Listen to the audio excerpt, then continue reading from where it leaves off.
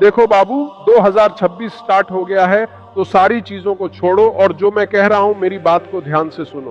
तुमने भी बहुत सारे नए साल के लिए अपने लक्ष्य डिसाइड किए होंगे कि मैं ये करूंगा, मैं वह करूंगा, इस साल में ये बन जाऊंगा। मेरी कड़वी बात को ध्यान से सुनो। तुम्हारे सारे सपने, तुम्हारे सारे गोल्स, वो सबके सब नकली हैं, सबके सब धरे रह जाएंगे। मेरी बात तुम्हें अभी कड़वी लगेगी, लेकिन थोड़ा शांति से सोचो कि जो भी तुमने इस नए साल पर सोचा है, क्या तुमने यही सब पिछले साल नहीं सोचा था? तो उन सभी लक्ष्यों का क्या हुआ जो तुमने पिछले साल 2025 स्टार्ट में सोचा था? मेरी बात को ध्यान से सुनो। दिक्कत यह है कि तुम्हें मेहनत करनी है, पैसा कमाना है, इज्जत कमाना है, लेकिन क्यों कमानी है, इसका तुम्हारे पास सही जवाब नहीं है।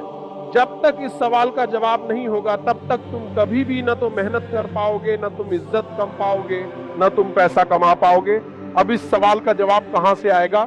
इसके लिए मैं तुम्हें एक कहानी सुना रहा हूं, ध्यान से सुनना। इस कहानी को गलती से भी कहीं से मिस मत कर लेना, लेकिन जो पहली बार आए हैं वह सब्सक्राइब जरूर कर लेना। चलो कहानी शुरू करते हैं। राजेश बड़े शहर से गांव की ओर लौट रहा था, लेकिन उसकी मनोदशा पूरी तरह से बदल चुकी थी। कभी जो गांव छोड़कर वह ये सोचकर गया था कि सरकारी नौकरी मिलते ही उसके परिवार की तकदीर बदल जाएगी, वही अब उसे अब डराने लगा। इतने साल शहर में काम करने के बाद अब वह वापस अपने पुराने जीवन की ओर लौट रहा था, लेकिन एक दुविधा के साथ। गांव में लोग उसे कैसे देखेंगे? क्या उसे फिर से उसी पुराने गांव वाले ताने देंगे? क्या लोग यही कहेंगे कि उसने शहर में एक शानदार सरकारी नौकरी छोड़ दी, सिर्फ वापस अपने पुराने घर में खेती करने के लिए? इस ख्याल से ही राजेश के अंदर एक अजीब सी घबराहट थी। जब वह ट्रेन में बैठा तो उसके मन में बहुत सी बातें घूम रही थी। वह सोच रहा था कि कैसे अपने पुराने रिश्तों को फिर से बना पाएगा और क्या गांव वालों के सामने वह खुद को साबित कर पाएगा। वह ट्रेन की खिड़की से बाहर देखता है, जहां दूर दूर तक हरे भरे खेत दिखाई दे रहे थे। शहर की भीड़ भाड़ और गंदगी के बाद यह हरियाली उसे एक अजीब शांति देती थी, लेकिन तभी उसके मन में और भी सवाल आने लगे। क्या उसने सही किया? क्या उसे अपनी नौकरी छोड़ने का फैसला सही था? क्या वह अब खुद को किसी बड़े बदलाव का सामना करने के लिए तैयार था? आखिरकार ट्रेन स्टेशन पर पहुंची। राजेश अपने बैग के साथ उतरकर गांव के रास्ते पर चल पड़ा। चलते चलते उसकी नजरें इधर उधर दौड़ रही थी, जैसे वह किसी चीज को ढूंढ रहा हो, लेकिन दिल में एक अजीब सा डर भी था। वह अपने घर के पास पहुंचने वाला था, लेकिन क्या अब पहले जैसा कुछ भी होगा? राजेश गांव के रास्ते पर धीरे धीरे चलता जा रहा था। उसके कदमों की आवाज उसके कानों में गूंज रही थी, जैसे हर कदम के साथ उसके मन में एक नया सवाल उठ रहा हो। गांव के आसपास का वातावरण उसे फेमिलियर तो लग रहा था, लेकिन एक अजीब सी दूरी भी महसूस हो रही थी, जैसे समय ने सब कुछ बदल दिया हो। गांव में पहुंचते ही उसकी आंखें कई चेहरों को पहचानने की कोशिश कर रही थी। बहुत सी पुरानी यादें एक एक करके ताजा हो रही थी। वहीं से एक आवाज आई, अरे राजेश, वापस आ गया रे। ये आवाज उसकी बचपन की दोस्त ललिता की थी। ललिता उस समय खेतों में काम कर रही थी। राजेश ने उसकी आवाज सुनकर मुड़कर देखा और हंसते हुए कहा, हाँ, वापस आ गया हूँ। ललिता की आंखों में थोड़ी सी हैरानी थी। क्या हुआ? सब ठीक है? वह जानती थी कि राजेश का शहर से लौटना कुछ असामान्य था। सब ठीक है, राजेश ने कहा, लेकिन उसकी आवाज में एक हल्का सा डर छिपा हुआ था। ललिता ने फिर पूछा, तू सरकारी नौकरी छोड़कर क्यों आया? कुछ तो बताओ, क्या अब तुझे खेतों में ही काम करना पड़ेगा? उसकी बातों में हल्की चुटकी थी और यह सवाल राजेश को थोड़ा और असहज कर गया। उसे ऐसा लगा जैसे गांव वाले उसे ताना दे रहे हो, लेकिन वो कुछ नहीं बोला और मुस्कुराते हुए कहा, अरे क्या तेरा क्या, मुझे तो कोई फर्क नहीं पड़ता, मैं तो बस अपना काम करने आया हूँ। ललिता हंसी, ठीक है, जैसा तू कहे। वैसे अब तू क्या करेगा? राजेश को लगा कि उसकी वापसी के बारे में गांव में और लोग भी कुछ न कुछ जरूर कह रहे होंगे। वह आगे बढ़ने लगा, लेकिन उसके दिमाग में ललिता की बातें गूंज रही थी। क्या उसकी वापसी को सभी लोग सही नजरों से देखेंगे? क्या उसे सच में अपनी जगह फिर से बनाने में परेशानी होगी? तभी राजेश ने देखा, उसके कुछ पुराने दोस्त पास से गुजर रहे थे। वे लोग देखकर ठहाका मारते हुए बोले, ओह, तो अब वापस आ गया। सरकारी नौकरी वाले बाबू को अब खेतों में काम करना पड़ेगा। राजेश के चेहरे पर हल्की सी मुस्कान आई, लेकिन अंदर से वह बुरी तरह चिढ़ गया था। उसकी मन स्थिति और भी उलझन में फंस गई थी। उसने डर था कि कहीं गांव के लोग उसे वापस उसी पुराने रूप में न देख लें जो वह पहले हुआ करता था। राजेश अब अपने घर की तरफ बढ़ने लगा, लेकिन उसे यही महसूस हो रहा था कि गांव में उसकी वापसी कोई आम बात नहीं थी। गांव वालों की आंखों में सवाल थे, ताने थे और सबसे बड़ी बात खुद पर शक था। राजेश घर पहुंचा, लेकिन अंदर जाने से पहले उसने थोड़ा ठहर कर अपने घर की ओर देखा। घर का वह पुराना दरवाजा, बगीचे में खड़ी घास और आंगन में झूलती हुई पुरानी छांव, ये सब उसे अपने बचपन की याद दिला रहे थे। वह एक पल को रुका, लेकिन फिर अपने कदम बढ़ा दिए।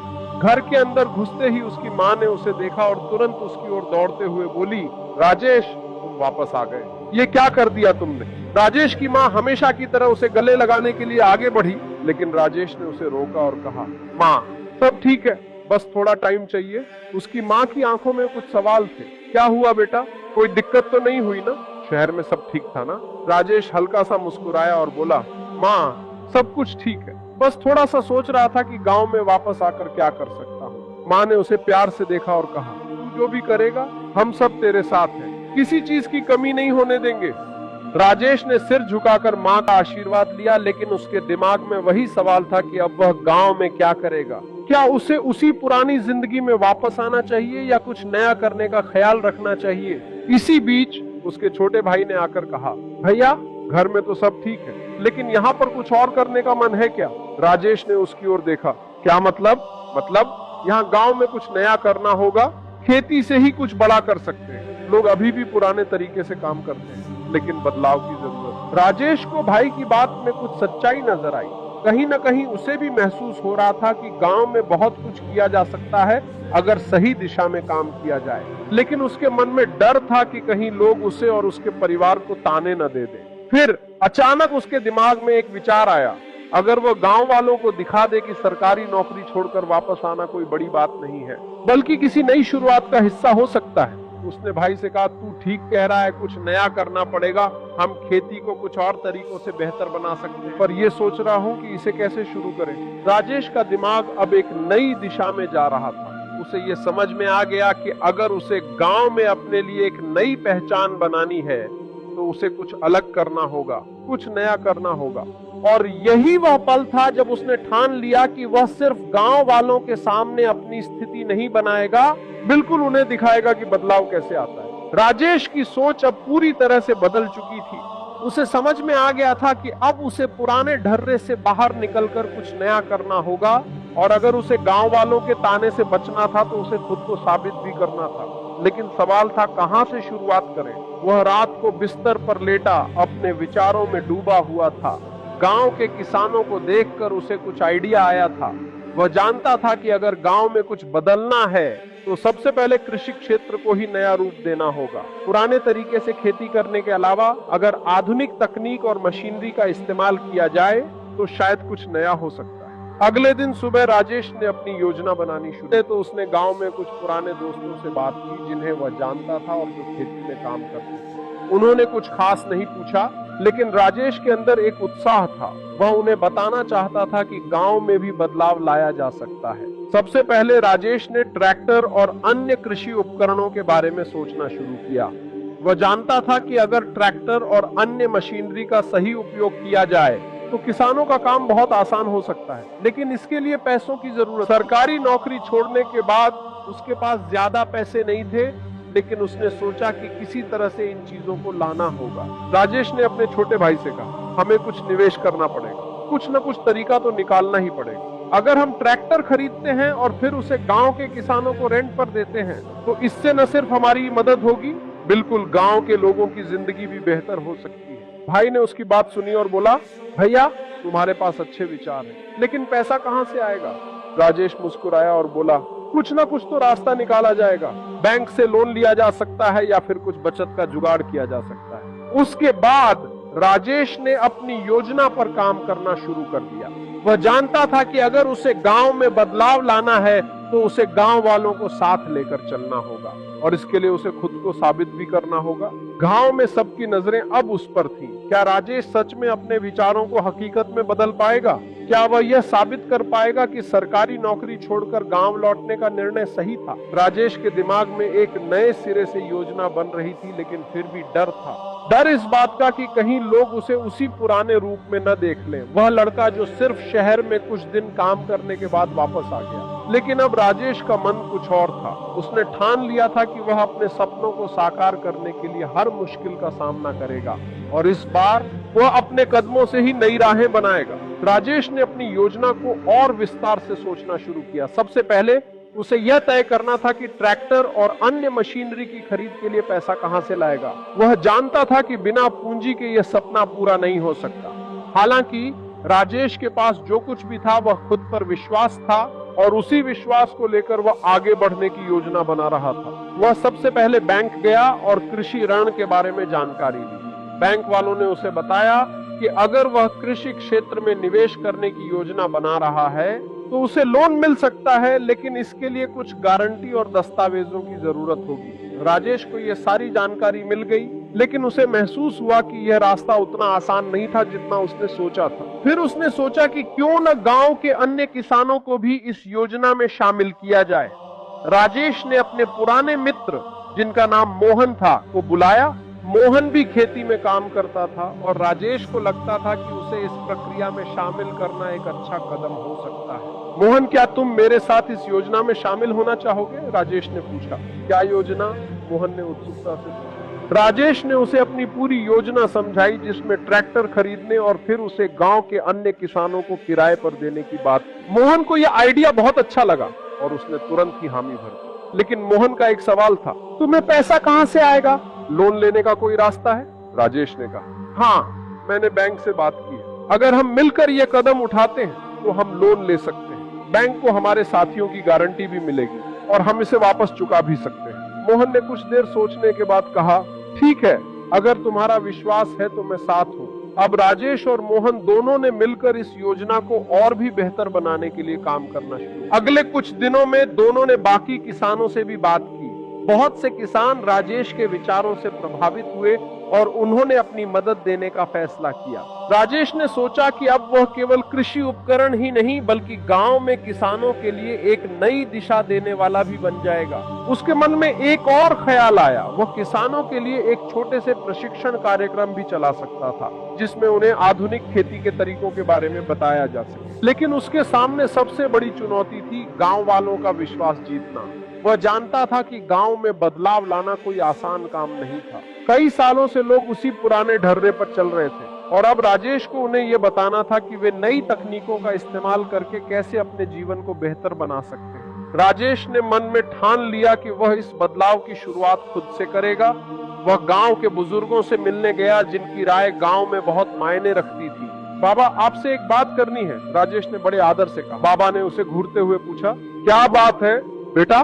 राजेश ने पूरी योजना समझाई और बताया कि कैसे वह गांव में बदलाव लाने का सोच रहा है। बाबा कुछ देर चुप रहे, फिर बोले, तुम जो करना चाहो करो, लेकिन याद रखना, बिना मेहनत के कुछ नहीं मिलता। राजेश ने सिर झुकाया और कहा, मैं मेहनत करने के लिए तैयार हूँ। बाबा की बात ने राजेश के दिल में एक नई उम्मीद जगा दी थी। अब वह और भी मजबूत होकर अपनी योजना पर काम करने के लिए तैयार था। बाबा की बात राजेश के दिल में गूंजती रही, बिना मेहनत के कुछ नहीं मिलता। उस रात राजेश देर तक सो नहीं पाया। बाहर आंगन में हल्की ठंडी हवा चल रही थी। आसमान में बादल छाए हुए थे, जैसे आने वाले समय का इशारा दे रहे हो। उसके मन में डर भी था और एक अजीब सी बेचैनी भी, लेकिन अब उस बेचैनी में भागने की इच्छा नहीं थी, बल्कि कुछ कर गुजरने की आग थी। अगली सुबह राजेश बहुत जल्दी उठ गया। गांव में यह बात फैल चुकी थी कि राजेश कुछ नया करने वाला है। कुछ लोग मजाक उड़ा रहे थे तो कुछ चुपचाप देख रहे थे कि ये लड़का आखिर करेगा क्या। राजेश को यह सब पता था, लेकिन इस बार उसने कान बंद नहीं किए, बिल्कुल मन को मजबूत किया। वह मोहन के साथ खेतों की ओर निकला। रास्ते में उसने देखा काका ट्रैक्टर लेकर जा रहे थे, उनके पीछे बच्चे दौड़ रहे थे। कोई हल लेकर खेत की तरफ जा रहा था, कोई बैलों को संभाल रहा था। ये वही दृश्य था जिसे वह बचपन से देखता आया था, लेकिन आज पहली बार उसने इसे समस्या नहीं बल्कि अवसर की तरह देखा। मोहन ने कहा, राजेश, देख रहा है ना, सब मेहनत तो करते हैं लेकिन तरीका वही पुराना है। राजेश ने सिर हिलाया, यही तो बदलना है, मेहनत कम नहीं, समझ बढ़ानी है। दोपहर होते होते अचानक मौसम बदल गया। तेज हवा चलने लगी, आसमान और काला हो गया और फिर जोरदार बारिश शुरू हो गई। खेतों में काम कर रहे किसान पहले तो परेशान हुए, लेकिन कुछ ही देर में उनके चेहरों पर मुस्कान आ गई। आज तो ऊपर वाला मेहरबान हो गया, किसी ने कहा। राजेश बारिश में भीगता हुआ ये सब देख रहा। उसे समझ में आया कि गांव की जिंदगी कितनी सीधे साधे तरीके से उम्मीद पर टिकी होती है। यहाँ उसे पहला असली आइडिया आया। अगर खेती को मौसम और समय दोनों के हिसाब से थोड़ा स्मार्ट बना दिया जाए तो किसानों की जिंदगी सच में बदल सकती है। उसी शाम गांव के चबूतरे पर कुछ लोग इकट्ठा थे। राजेश भी वहां पहुंचा। उसने पहली बार सबके सामने खुलकर बोलने का फैसला किया। मैं कोई बड़ा आदमी नहीं हूं, उसने कहा, लेकिन अगर हम मिलकर थोड़ा अलग सोचें तो हमारे बच्चों को गांव छोड़कर भागना नहीं पड़ेगा। कुछ लोग चुप रहे, कुछ ने सवाल पूछे, कुछ ने ताने भी मारे, लेकिन इस बार राजेश के चेहरे पर झिझक नहीं थी, क्योंकि वह जान चुका था विरोध का मतलब है कि बात असर कर रही है। भीड़ धीरे धीरे छंट गई, लेकिन एक दो लोग उसके पास रुक गए। उनकी आंखों में शक के साथ साथ उम्मीद भी थी। राजेश ने यह देख लिया और उसे एहसास हुआ कि कहानी अब सिर्फ उसकी नहीं रही। और तभी अगले दिन के लिए एक ऐसा फैसला उसके मन में बन चुका था जो या तो सब बदल देगा या सब कुछ दांव पर लगा देगा। अगली सुबह गांव में हलचल कुछ अलग थी। रात की बारिश के बाद खेतों से मिट्टी की सौंधी खुशबू आ रही थी, लेकिन राजेश के मन में आज सिर्फ खुशबू नहीं, एक भारी जिम्मेदारी भी थी। कल चबूतरे पर जो उसने कहा था वह सिर्फ शब्द नहीं थे, अब लोग उससे जवाब और नतीजे देखने वाले थे। राजेश सीधे मोहन के घर पहुंचा। आज कुछ बड़ा करने चलना है, उसने बिना भूमिका बांधे कहा। मोहन ने उसकी आंखों में झांका और समझ गया, यह मजाक नहीं है। बोल, क्या प्लान है? राजेश ने कागज फैलाया। उसमें गांव का नक्शा, खेतों के नाम और किसानों की सूची थी। सबसे पहले हम 5 किसानों के साथ पायलट करेंगे। ट्रैक्टर, बीज और सिंचाई, सब कुछ प्लान के साथ। अगर ये चला तो पूरा गांव जुड़ेगा। मोहन थोड़ा घबराया, और अगर नहीं चला तो? राजेश शांत था। तो कम से कम कोशिश तो की होगी, लेकिन इस बार आधा अधूरा नहीं। दोपहर तक वे 5 किसानों के खेतों पर गए। कुछ ने खुले मन से सुना, कुछ ने शक किया। एक किसान बोला, राजेश, बातें तो तू अच्छी करता है, लेकिन नुकसान हुआ तो? राजेश ने पहली बार बिना डरे जवाब दिया, नुकसान मेरा होगा पहले, अगर फायदा दिखा तब तुम साथ आना। यह सुनकर माहौल बदल गया। गांव में बात तेजी से फैलती है, और आज पहली बार ये बात फैली कि राजेश खुद जोखिम लेने को तैयार है। शाम को बैंक से फोन आया। लोन फाइनल नहीं हुआ था, लेकिन फाइल आगे बढ़ चुकी थी। ये छोटी जीत थी, पर राजेश के लिए बहुत बड़ी। उसने फोन काटा और आसमान की तरफ देखा। बादल फिर से घिर रहे थे। उसी शाम ललिता फिर मिली। सुना है तू गांव का नक्शा बदलने निकला है, उसने हल्की मुस्कान के साथ कहा। राजेश ने जवाब दिया, नक्शा नहीं, सोच। ललिता कुछ पल चुप रही, फिर बोली, सब हंसेंगे, पता है ना? राजेश ने पहली बार पूरे भरोसे से कहा। हंसने वाले हर कहानी में होते हैं, फर्क बस इतना है कि इतिहास तालियां बजाने वालों को नहीं, करने वालों को याद रखता है। ललिता की नजरों में कुछ बदला हुआ था। अब वह सिर्फ दोस्त नहीं, एक साक्षी बन रही थी। रात गहरी हो चुकी थी। राजेश हिसाब किताब देख रहा था कि अचानक तेज हवा चली और बिजली चली गई। अंधेरे में बैठा राजेश सोच रहा था, अगर कल बैंक ने मना कर दिया। लेकिन उसी अंधेरे में उसके फोन की स्क्रीन चली। एक मैसेज आया था, और उस मैसेज ने तय कर दिया कि अगला दिन गांव के लिए साधारण नहीं होने वाला। मौसम विभाग की चेतावनी सुनकर गांव में सन्नाटा छा गया था। इस बार बारिश सामान्य से कहीं ज्यादा होने वाली थी। कुछ लोगों के चेहरे पर डर था तो कुछ के मन में अफसोस, अगर सब बह गया तो? राजेश चुपचाप खेतों की तरफ देख रहा था। वही खेत जिनके लिए उसने शहर छोड़ा था, ताने झेले थे और अपना आराम दांव पर लगाया था। उसने मन ही मन तय कर लिया था, अब पीछे हटने का कोई रास्ता नहीं है। उसने गांव वालों को इकट्ठा किया। बारिश हमारे लिए खतरा भी हो सकती है और मौका भी, उसने शांत लेकिन भरोसे से भरी आवाज में कहा। अगर हम डर गए तो नुकसान तय है, लेकिन अगर तैयारी कर ली तो यही बारिश हमारी किस्मत बदल देगी। पहली बार कोई हंसा नहीं, सब सुन रहे थे। राजेश ने पहले से नालियां खुदवाने की योजना बनाई, खेतों की मेढ़ मजबूत करवाई, फसलों को बचाने के उपाय बताए। उसने खुद सबसे आगे खड़े होकर काम किया, दिन रात एक कर दी। गांव वालों ने भी साथ दिया, क्योंकि अब यह सिर्फ राजेश की लड़ाई नहीं रही थी। और फिर बारिश आई, लगातार, तेज, बेरहम। कई गांवों में फसलें बर्बाद हो गईं, लेकिन राजेश के गांव में नुकसान सीमित रहा। जहां डर था वहां संभाल थी, जहां अनिश्चितता थी वहां योजना थी। कुछ हफ्तों बाद जब फसल कटी तो गांव में वह नजारा था जो बरसों से किसी ने नहीं देखा था। अच्छी पैदावार, सही दाम और लोगों के चेहरों पर सुकून। चाय की उसी दुकान पर आज बातें बदल चुकी थी। अच्छा हुआ राजेश वापस आ गया। अगर वो शहर में ही रहता तो हम आज भी वहीं होते। ललिता ने राजेश से कहा। तू जीत गया? राजेश मुस्कुराया। नहीं, गांव जीता है। आज वही राजेश जो कभी तानों से डरता था, गांव के बच्चों के लिए उम्मीद बन चुका था। उसने सरकारी नौकरी नहीं पाई थी, लेकिन उसने उससे कहीं बड़ी चीज पा ली थी, अपनी पहचान, अपना आत्मसम्मान और अपने लोगों का भरोसा। और यही कहानी खत्म नहीं होती, क्योंकि यही वह मोड़ था जहां से राजेश की मेहनत ने उसे सिर्फ सफल नहीं, एक मिसाल बना दिया। कभी कभी जिंदगी में पीछे लौटना हार नहीं होता, कभी कभी वही सबसे बड़ी जीत की शुरुआत होती है।